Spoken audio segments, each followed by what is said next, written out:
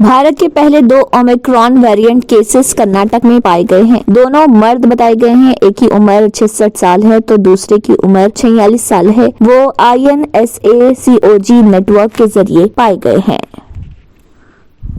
German 10 hospital orthopaedic से मुताल्लिक हर मरीज यहाँ शिफायाब। इनाम याफ्ता doctor Mir Jawad Jar Khan, senior orthopaedic surgeon, advance operation theatre, ICU, digital x-ray, laboratory, physiotherapy, pharmacy, sharing और प्राइवेट रूम्स, लेडी डॉक्टर्स और डॉक्टर अर्जुमन सुल्ताना गैनाकोलॉजिस्ट की खिदमात हासिल। वाजबी फीस और मुकम्मल सहूलियात से हजारों मुतमईन। एम्बुलेंस से आरास्ता German 10 orthopaedic hospital, pillar number 150, Attapur, Hyderabad. आपने हमारे चैनल को अभी तक सब्सक्राइब नहीं किया है तो यहाँ पर रेड कलर का सब्सक्राइब बटन दिख रहा है, उसे क्लिक करें और हमारे चैनल को सब्सक्राइब कीजिए और साथ ही साथ बेल आइकन को भी क्लिक कीजिए जिससे आपको ताज़ा अपडेट मिलती रहे।